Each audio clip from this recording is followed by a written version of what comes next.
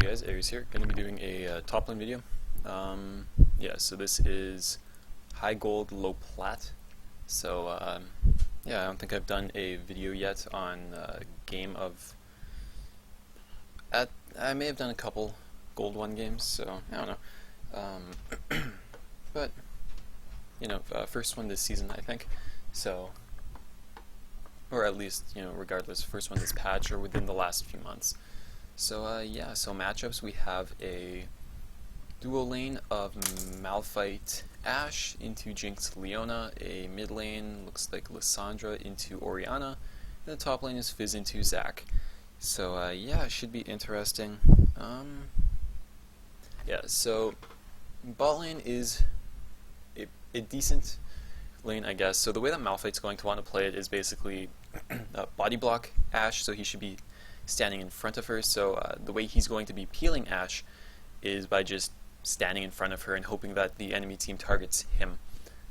Malphite doesn't provide a lot of peel early on. He doesn't provide a lot of control, anything like that. He gets really good late game, and he still has a slow. He still has a pretty good amount of damage, and the ultimate's insanely strong. Level 6 for level 6 all-ins with Ashe. So that's still fine, but early game it is going to be a little bit risky, so I expect Leona and Jinx to try to get the lane slow pushing for that fast level 2, and then all-in level 2, and if that doesn't work, or if they don't want to do the level 2 all-in, they think that's too risky, they could just get it slow pushing and make sure they hit level 4 first, and then go for level 4 all-in, and on that level 4 all-in, they will be able to kill Ashe and Malphite, and at the very least get them to burn all their summoners, just based on how the champions work. The jungle matchup actually kind of amuses me because it's 2 counter junglers, so that is kind of funny. In terms of how this usually goes is Shaco tries to snowball the early game, and Nunu tries to not fall behind too much, be a nuisance to get the enemy jungler to fall really far behind, and then Nunu just wants to make it to late game. So yeah, so in the late game, the blue side will be really in a really good position, because they all have like really strong team fight, really good control. Like Nunu, Orianna, they're able to peel Jinx as much as anyone can. Leona, she'll be able to get the locket if Nunu doesn't get it. The other person will be able to get the frozen heart. They just have a really strong front line, and they have enough in their kits to be able to peel and buff up the Jinx with Blood Boil. So overall, I do give the better team comp to the blue side, so it's going to be tough for red side to do anything here, unless they get Shaco snowballing, because Fizz, Malphite, Lissandra, they still get really big in the late game, and Ashe is still she's a late game carry, or a mid to late game carry. So really interesting game, but I think it's going to fall down to the junglers. So yeah, and it is important to note that this is a plat game, or a low plat high gold game. So at this point in time, people tend to have pretty perfect CS. They know how to trade, they know how to fight, and in terms of just where they are in the ladder, gold players tend to be extremely aggressive, more so than they should be, and they overplay a lot, and then they get punished for it. So the only real difference between gold and plat is a plat player has been able to tone back that aggression when they're not supposed to be like hyper aggressive. So a plat is playing like a gold, but they throw a lot less. So the big challenge here when you're playing at this division, gold 1, plat 5, even high LP gold 2, it's about knowing when not to go in and knowing how to not throw the game. So yeah, so they figured out how to snowball the game, but they haven't quite figured out how to not throw. So going to be interesting to see how this game goes. So yeah, let's just go through the early game. Not much to look at here. I expect them to just not do any invade style things, nothing cute like that. Of course, Shaco's going to solo his red buff and then leap over the pit or anything like that, leap over this wall and try to kill Nunu on his blue buff. And that's why it's funny, because if Nunu wanted to, he could just go up to the blue buff and do the same sort of thing, try to get Shaco's blue buff when Shaco goes to kill it, because Nunu has consumed smite. So there really is nothing to worry about. These junglers are both, they both play the same sort of way, but Nunu plays more for a farm-based game, Shaco plays for more of a kill-based game. And then also on that, that was really nice, waiting for him to run past before going in like that. The thing to note is if Shaco falls behind, he needs to be killing a lot to come back in the game. If Nunu falls behind, he has the option to hard farm the jungle, which he'll be doing anyways, but it's a little more flexible if Shaco or if Nunu were to fall behind. Shaco's in a bad, it's a dangerous spot if Shaco falls behind because it's reliant on getting kills now. And if your opponents never present those kills, then it sucks. Okay, so that wasn't actually that bad. A jungler burning their flash doesn't do a lot, but it makes, again, it's playing into this whole Shaco plays for kills. Now Nunu's not going to be able to get away from Shaco when Shaco shows up at Nunu's blue. So, and you wait, you know that Shaco's going to do this. This is how every Shaco played. This is also like how Lee Sin played in Season 4. He gets his red, and then he goes to your red and kills you on it and takes your red. That's what Lee Sin used to do. Nunu, or Shaco, he's always done grab red and then kill you on your blue. That's always been what Shaco did. So what you can do in this case is know, okay, Shaco knows that I'm going to be starting bot side. He's going to be starting on the opposite, the same buff as me on the opposite side of the map, and then he's going to try and kill me on my buff. So what Nunu should be doing is starting on his buff and grabbing this so that Shaco can't steal anything and Shaco can't kill him. And this is just looking at the matchup and being able to determine that. Also, when they know that, they know for a fact now that Nunu's starting red buff. So yeah, let's just see how this goes. Ends up taking that, blah blah blah, normal lane, normal jungle rotation. This is nothing surprising, nothing interesting. There's Shaco on the blue buff. He's actually going to steal it, but again, it doesn't really hurt Nunu because the amount of time it takes to run from here to here and then back is not worth it in terms of the experience you're grabbing off of the buff versus running through, grabbing wolves, or grabbing Gromp and then taking your second buff. So counter jungling early like this, just because of how they change the experience, how the buffs don't give as much experience as they used to, and all of the non-buffed camps give a little bit more experience than they used to. This doesn't actually hurt Nunu as much as you think it is. It's actually hurting the Shaco. So yeah, so Shaco doesn't typically want to do something like this unless he's able to kill the enemy jungler here. So yeah, just because of how the jungle is in 5.13 and most of Season 5. So yeah, so let's just see how this ends up going. He ends up taking it. He takes a lot of damage though. Ends up smiting. That's fine.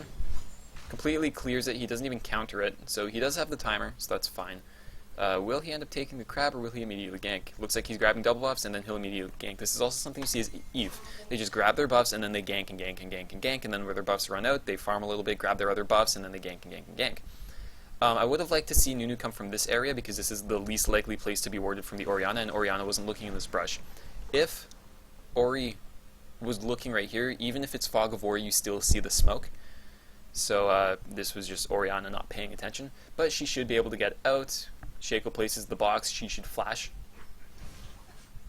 If she doesn't flash, she's taking a ton of damage. So let's look at it, and okay, so the box placement wasn't the greatest. A little bit out of that range, but now she's just going to eat it anyways, and she's half health. It's not the worst thing. It burns through her potions, but if the box was placed a little bit more closer to the path that Orianna would be running back to her tower, she would be feared and she'd have to flash.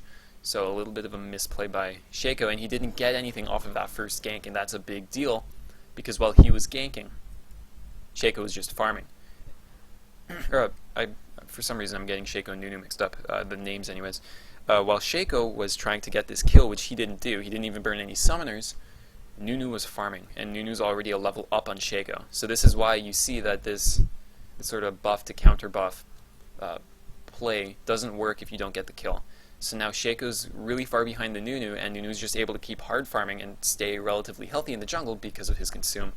So now Shaco, he's probably going to take this buff and then try to make something happen bottom, but it's unfortunate. So if you ever see a Shaco on your team, you don't want to be pushing out like this unless you know that there's no vision here, and you tell Shaco lane gank bot, because Shaco really wants to snowball the early game. So by pushing all of your lanes, especially when it's not into a jungler who can die really easily in his jungle, like Nunu. Nunu's really safe in his jungle. There's not a lot of room for Shaco to really get into Nunu's jungle and try to kill him. So you want to have, even if you're in a winning matchup, you want to let the wave push into you to give Shaco room to gank. So Yeah, so I would back off here and then let Jinx and Leona push this in. Even though they're going to get level 3 first, it will allow you to 3v2 them with Shaco. Okay, so top lane, this is more of a farm lane. Fizz is going to get really big, and he will be able to deal with Zac, and I forgot to do this. But at this point in time, it's just a farm lane. You know, whenever it's double melee, so Zac's going to try and sustain with this. Oh, is it an AP Fizz? That's different. Okay, so I was expecting Fizz to be Flask and Hybrid Fizz, but it looks like he's going AP, so this actually has a lot of kill pressure onto the Zac. So what you will be expecting to see is farm, farm, farm, farm, farm. Then when Zac goes in for farm, you're going to Q, pop your W, auto a couple times, and then Trickster out to avoid minion damage. Or alternatively, run into him when he goes to farm, auto him 3 times, stand behind him, and Q through him back to your lane to avoid the minion damage. That way you save some mana, you save your Trickster. But there is a lot of kill pressure here, even without the Ignite.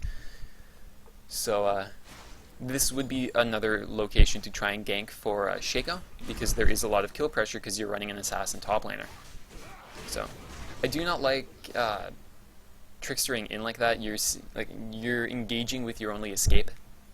So this is risky play. This can be punished really heavily, which again, it's the whole high gold thing. They know how to be really aggressive, but they do these micro little mistakes that are able to be they're able to be punished for pretty heavily, in the sense of, yeah, okay, you're being aggressive, but if you would have saved your escape for the end of your rotation and you went in with your Q, not in with your Trickster, you would be able to Trickster out. Now you have to Q out, and if this minion dies, you have no escape if Nunu were to show up, and you'd have to flash.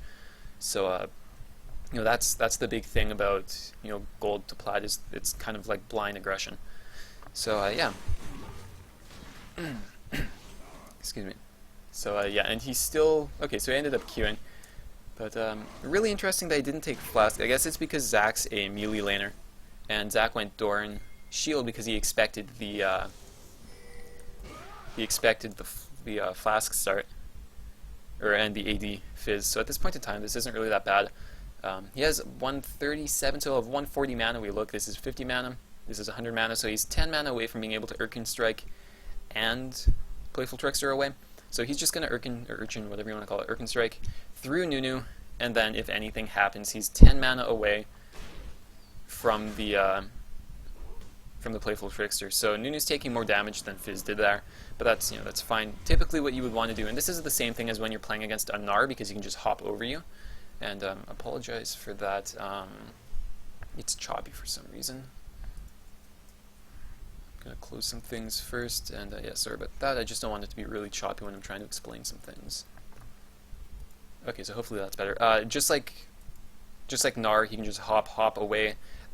You're better off, instead of coming from behind him to just have him dash through you, even though this can be warded, you're better off running up through River and try to flank him to have him run back, because you'll get the snowball and he can't Q away. He'll have to E away, and his E has twice the mana cost of his Q, which also reduces the ability of Fizz to counterplay because he has less mana. He has less resources to work with.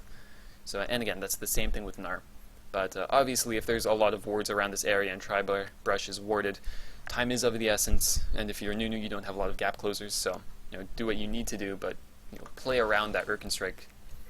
And at this point in time, Nunu's still ahead of Shaco. He's still out farming, out leveling him, and it was one gank for one gank. So we're seeing here that the Shaco isn't really panning out, and you're better off just hard farming your jungle early game, which is also why Shaco's not being played right now, because it's all your hard farm junglers, it's all your mid game spikes, it's even your tank meta. Still a little bit, it's going more towards mage meta and poke meta, but it's by no means is it early game aggression assassin meta. So Shaco, not the greatest. I would prefer someone like Lee Sin or even Evelynn if you want to play this early type of aggression, just because their clear is a little bit stronger, and they have different tools in terms of utility to be more useful in teamfights than Shaco. So now we see this countering, and ends up consuming it. There's Shaco, no big deal. Again, he can't kill him. Pings for that, but again, he's just going to run away. You can't really do anything to Shaco like that. And then the bot lane, so they're getting damaged a little bit. I'm expecting Malphite to have a little bit of AP, so his Q can at least have some damage in there, but it looks like he's just going very tanky, which is fine. He's, tanky support, that's fine. AP would give him a little bit more poke in the early game. But yeah, so as you can see here, Jinx can't even break through his shield. So this is why Malphite support can work if you just be a meat shield here. Minions deal physical damage. You know, he gets a lot of health, so there's really nothing he can do here. Let's see. So again, it's just going to be a farm lane until about level 4, and they are able to burst down the Ashe. So they should be trying to be aggressive here without taking all that poke. And this is a dead Jinx. So yeah, so the summoner was burnt. But the thing you have to worry about in a lane like this is Malphite Q and Ashe W. These are the two big forms of poke in this lane. Leona is not able to reciprocate that kind of poke, and Jinx only has her zap and her rockets to try and poke back. But even if she tries to zap, Malphite has his passive, so it's not going to do anything. So in this type of game, you really want to make sure you're aggressive before they poke you down like this. So that's why I was saying, we're going to see a level 4 all-in, we can see a level 2 all-in, really push for that level advantage, and just try and kill Ashe. But they're letting themselves get pressured out, and now they're low. Now they're not able to dive in like that, and they're burning summoners.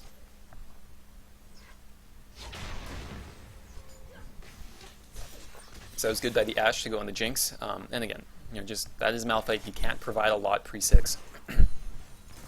And we see Shaco trying for a lane gank. Okay, so the thing you have to realize whenever you're playing Shaco is his deceive lasts for 4 seconds. Okay, I guess they nerfed it a while ago, but 3.5 seconds, that's 4 seconds, that's a really long time. He could have gotten to about here before he revealed himself and placed a box really far back so that it would be able to actually hit Zac and stun him, or disorient him, and then they'd be able to deal a ton of damage onto him instead of just running up and autoing him in the stealth. You're not doing anything with that stealth. You would have been able to run up to him and auto him anyways. So really abuse that deceive by going, abusing its entire 3.5 second duration. So, yeah. So we're going to see this right here. And what you can do is you just, I'm actually not going to pause it really fast, because if I pause it a lot, sometimes it doesn't allow me to pause it later on. So I'll just do it really slow. And we see here that, come on. Okay, so Shaco deceives in. His deceive still has half of its duration, and then he elects to auto attack right now without throwing down his W. So you could have made it here with Shaco, throw down the W first, and then throw your Twin Shiv poison at him, and then auto him to get the slow. Now he has to run away, but he's running really slow. How slow is that? 15%, so not that, yeah, okay, so 15%, which is not that big of a deal, but it will give you time for your box to, I guess, arm, and then go off to disorient Zac back into the lane.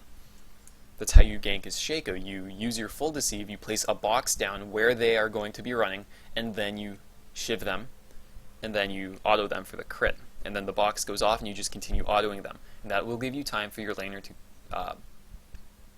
I guess, follow up, and then you're able to ignite them at the end with an auto attack afterwards, and they'll die. What you don't do is just run up to them, and you don't want to be standing in front of them. Even though Zac is running away, and Shaco's passive gives him more damage if they're facing away from him, but you want to make sure that you're behind him to make sure that it's you're blocking his path, and then you place the box down. You don't just run behind like this and then just keep chasing him down, because he's further than you. He's going to get to his tower before you're able to kill him. So. Just a little bit of mechanical misplay there. Ends up Eing, but doesn't have a W. You need to use your boxes as Shaco, and I guess he didn't have enough mana for it. But, prioritize the W before your E. The W is the thing that's going to be securing the gank, not the damage itself. So, yeah. And let's see how bot lane's doing. Again, they're getting zoned out a lot, so in this matchup, especially as a Leona, you need to make sure that you're able to go aggressive. Not in a 1v2 situation where your ADC has 100 health, but you need to make sure that you're able to go aggressive and play ham, basically 24/7 before you get poked out a lot. So this might be a little bit of an overplay, just maybe. Goes on Ashe, autos, no exhaust. Could have exhausted for the Shaco follow-up. Had to burn the flash anyways. Should have exhausted Ashe before she got out. The exhaust would still be on her, and now she's not able to turn onto Jinx, and they were able to follow up and kill her. Got the flash anyways out of Malphite, just by Shaco, or just by Nunu running into the lane. So, Nunu making more effective ganks just because of the lane presence. So, yeah, gonna be a really hard game for the red side. And yeah, so Fizz is just going AP, and I'm not a huge fan of that top side anyways. You're not going to be able to assassinate tanks like this, and it looks like Zach's just going to be opening Rileys, which is fine because Fizz isn't going to be opening Blade of the Rune King or Triforce or anything like that, so not the end of the world.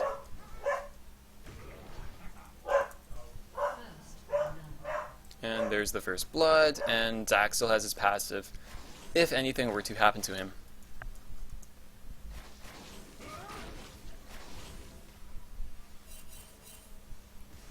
Ends up continuing to push the wave. Shaco gets his red buff, and then he also knows that Nunu's blue buff is about to spawn, so this would be something you want to be looking at. And again, you wouldn't really want to go and try to counter him because you're not going to kill him, especially when he's level 6 and you're level 5.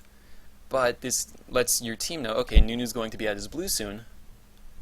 We can either collapse into him, but that's not an option now because Fizz is dead, or I can make a play on the bottom half of the map because Shaco's going, or Nunu's going to be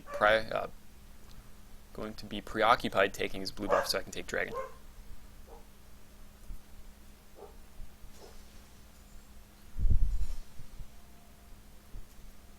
Okay, so mid is still just farming. Okay, so what you would want to do in a lane like this, as Orianna anyways, is you want to make sure that your ball is basically always out on the map and play like a chess game, basically. So, treat your ball as if it's another unit, and use it to zone. Kind of like Caitlyn traps, kind of like Zig's abilities, where he can really zone control with, or zone control really easily with it. So you know that if Shaco's on the top side of the map because that's where he stole the buff early on in the game, which you should be paying attention to that. Did Shaco end up getting his blue when he ran there, or did I see that it was gone? If I saw that it was gone, I know that Shaco took it really early on in the game. He may have even started it, so I can expect it to be up around 8 minutes. Based on that, if Nunu's not around this side of the map at around 8 minutes, I know that Shaco's probably going to be there. So if there's no ward here, what you can do as Orianna is say, okay, well, I'm going to hug the bottom half of the map because I know that Shaco's on the top half of the map. And then I'm going to use my ball to make sure that Lissandra can't run through this area over here and just really abuse the auto attacks to push the wave. So, yeah, and Orianna, being a big lane bully, should be aggressing the Lissandra a lot, especially with auto attacks. You want to play almost like an AD champion, like a ranged AD champion when you're playing Orianna, just because your auto attacks hit for so much damage. Doing the combo, got most of the waves, so that's not that bad. Again, hugging the bottom half of the map, knows that Shaco's top side, so Nunu's going to try and make a dragon play, which is good. This is proper. Shaco's on the top side, I can't really kill him because I'm not an aggressive jungler. I'm going to hug the bottom side. So then what Orianna should be doing at this point in time is, instead of looping up like this, which I'm just going to take a screenshot and just show you, whenever it opens. There you go. Oops. Where is it? There it is. Okay, so in this case, and I've made note of this in other videos, if Orianna runs up like this, what you do as the other laner is you mirror the movements. So now you look at the minimap and you look, what does either team have to lose? And blue side has the dragon to lose. Red side really has nothing to lose. If like there was a collapse, if there was a 5v4 or 5v5 on this area right now, blue side has more to lose than red side does. If there's a collapse onto this area, red side can't really lose anything because Baron's not up yet. So as Orianna and as any mid laner in this case, you really want to be zone controlling away from the Nunu, and this actually applies pressure on the Nunu and makes sure that Lissandra can't just, looking on the minimap, run down and get a vision of this area. And to make sure that she can't run down like that, you need to make sure that you're positioning into her like this. This will force her to run up like that, which allows her to hug into the Shaco. So you're protecting Nunu, you're also making it that if something were to happen, if you were to be ganked, Nunu's closer to you, because obviously this to over here is a shorter distance than this to over here. So easier follow-up, quicker follow-up, you're able to help Nunu more, Nunu's able to help you if anything were to happen, and you're zoning Lissandra away from the important part of the map, which is the dragon pit for the blue side. So, that's weird. Okay, so yeah, gonna go back into the game. Oops, that's the wrong one. So yeah, if there's something interesting happening on the the right side of the map, make sure that you're positioning on the right side of the map, because it's going to force your opponent towards the left side of the map, away from the important part of the map.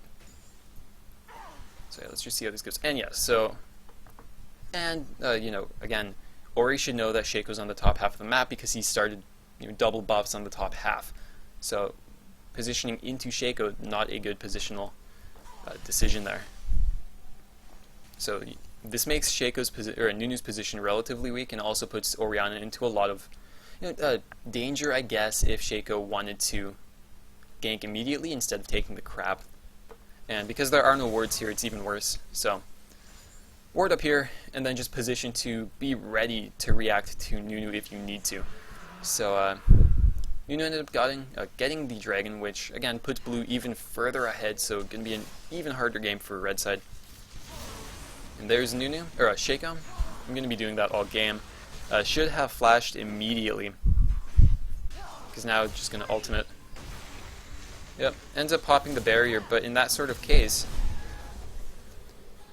if you have to use your barrier, or if you can decide to use your barrier or your flash, you want to flash first, because chances are if you barrier, you're going to have to flash anyways. And if Ori would have flashed right away, and then the ult, then the ignite, then she would have been able to barrier under tower, and then these guys would have taken more tower aggro. So, yeah, but even still, if you were dead and you like to hold your flash like that, you're better off not burning any summoners and just saying, okay, I'm dead now. So Shaco ended up getting a kill that actually put his team back in the lead, but they are a little bit of effective gold down because of this dragon.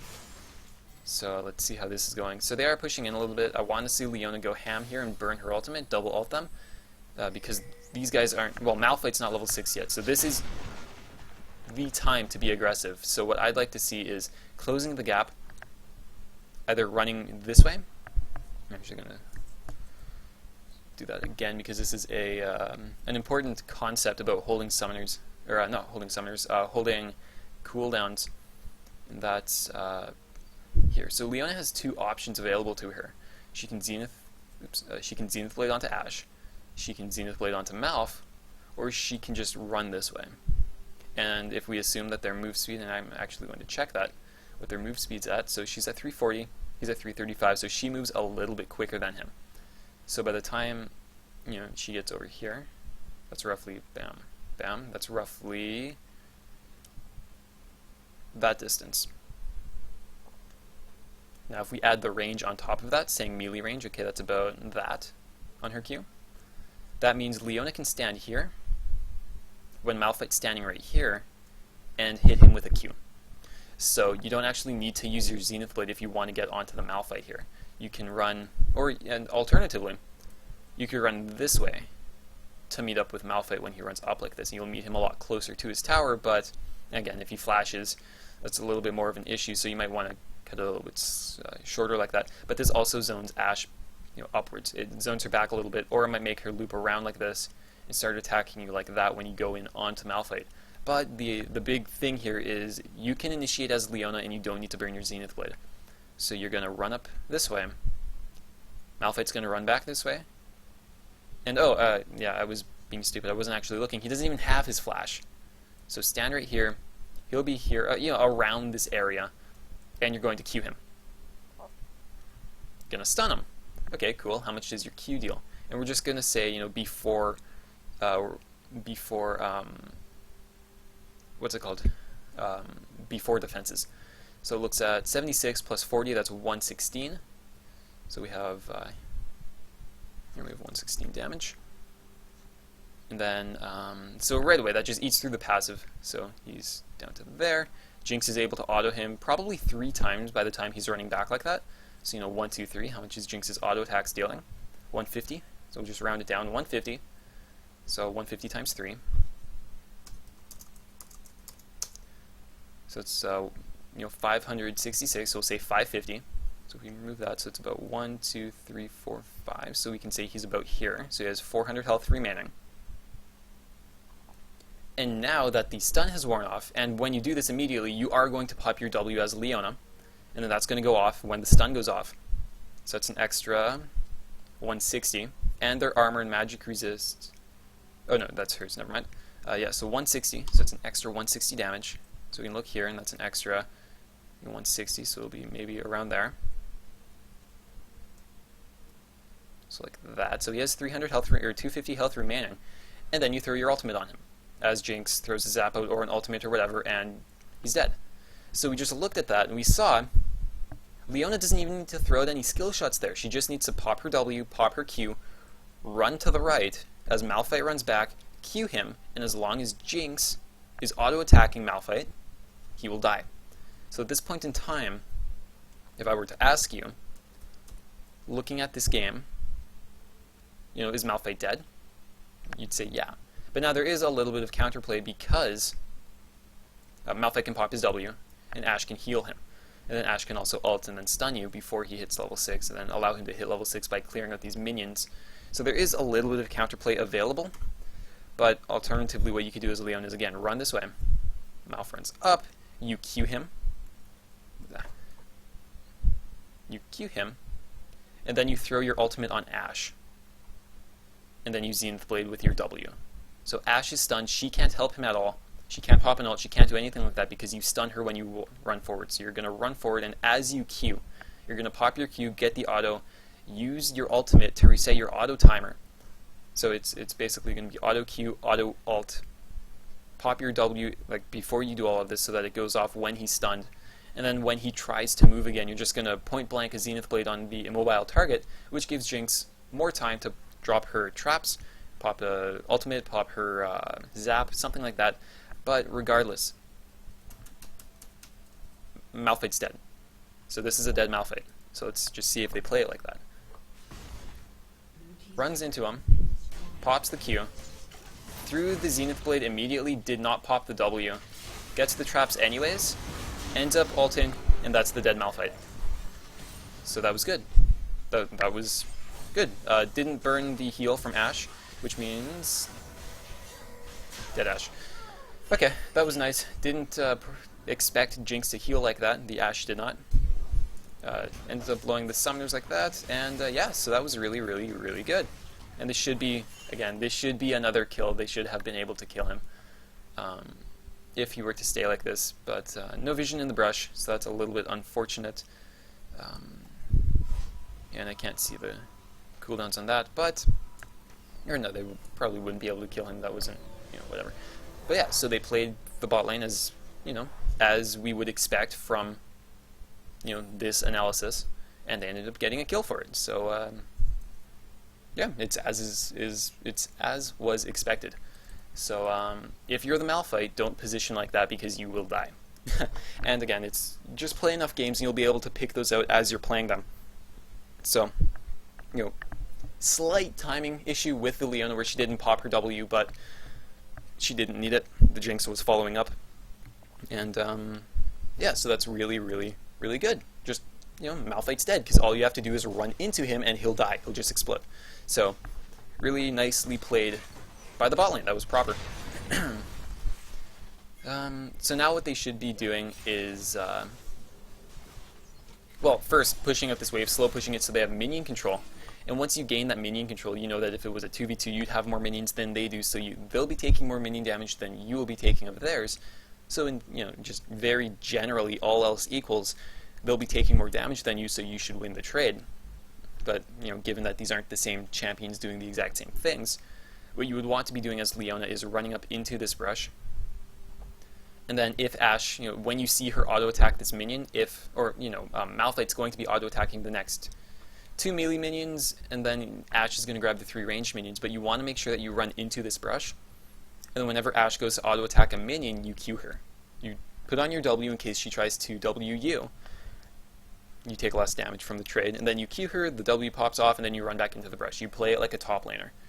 And that allows you to whittle Ashe down while trading pretty effectively, and you're almost playing it like a poke support as Leona. And that's just abusing vision control.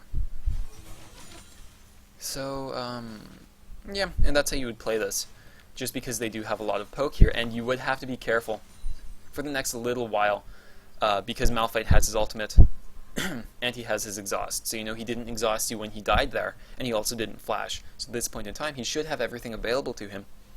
and you saw that there was the double heal bot lane when Ashe died, and Ashe flashed in, Jinx flashed when Shaco was there. So as the Leona, you don't have your flash yet. Your flash will be coming up, but you don't have your exhaust yet. So, red side does have the summoner advantage. So yeah, let's just see how this goes. Getting really choppy. Again, I'm not really sure why. I'm actually going to pause it and close some processes.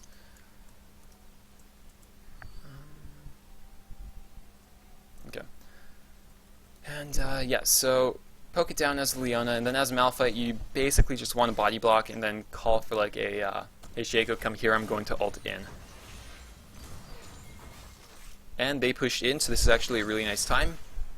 They back off immediately, so I guess they knew, or they saw the cloud or whatever, but let's just look at the deceive timer. So it's almost off, and you can't gank, so you just run back. You don't try and, you don't maintain it. Like, keep running forward like this. No, they know you're there. The ult misses. If you're in something like this, wait for Malphite to ult before you ult as Ashe. If Malphite lands his ult, that's a for sure Ashe ult. So don't try and miss it like that. So now it's a 3v3. Ori is first to go in. So this isn't that bad. Orianna can just shield Jinx, then ultimate, or shield Jinx, throw the Q onto Shaco, and then ult. But really, there's nothing to worry about here. And that should be the ults. Oh, okay. Yeah, there's the ult. Yeah. Double teleports. But Fizz teleported way too late, and he's going to die as well. Yeah, so at this point in time, I am just going to skip forward a little bit. I'm just going to see if they end up throwing, because after this, there's not much to say. It's just going to be a big snowball, and then blue side's going to win. And that's what we see. So, not much to look at. That was just getting snowballed. And it looks like Jinx ends up carrying. But yeah, so it all really came down to the jungle in this case, because Shaco wasn't able to be any sort of presence. And, Nunu was just able to farm up, and we see he's still a level up on the Shaco. He's still farm up on the Shaco, and, at this point in time, he has more kill participation than the Shaco, and 3 fewer deaths. So yeah, so this looks like the end of the game. And yeah, so that is something to be aware of. And at the very least, I would not be playing Shaco in this meta. He's just not particularly good. And yeah, so just don't play Shaco. He's not that great. He can't do anything. And the things that he excels at, other champions are able to do it better than him. Like, you think, oh, Shaco's able to gank pretty easily. He has creative ganks. He has counter jungling opportunities. He has kill pressure on lanes. He has gank assistance. He has potential vision control because of his boxes. Well, yeah, but so does Rek'Sai, and Rek'Sai does it better than him. Like, so does Evelynn, but Evelynn does it better than him. Like, I didn't see what the bans were, but Gragas does it better than him. Lee Sin does it better than him because Lee Sin has more utility. So yeah, just Shaco, not a fantastic pick, especially when you go for that buff to buff where you don't actually get an advantage on your opponent because buffs aren't worth that much anymore. So and especially since the Sated Devourer was released, go for more farm-based junglers. Rek'Sai, Gragas, Nunu, Evelynn, Lee Sin. Even J4 is still good. Pantheon's extremely good in solo queue. Even Amumu and Sejuani are still fine to play. Volibear is a nice pocket pick. Udyr, Warwick, they're all still really good picks, and they're much higher up in terms of, they're easier to play better and more impact on a team than Shaco. So, yeah, so fairly short coaching video. I just, skipped past the mid game because it was just a steamroll. I didn't think that much to really go over. They got an advantage and they pushed it. So, yeah, hopefully you enjoyed that. Hopefully you can learn a little bit about the laning dynamics that we saw in the bot lane in terms of when do I want to use which cooldowns, or how can I determine if a champion will die. And, yeah, so that's going to be the end of the video. I hope you enjoyed it, and thanks for watching.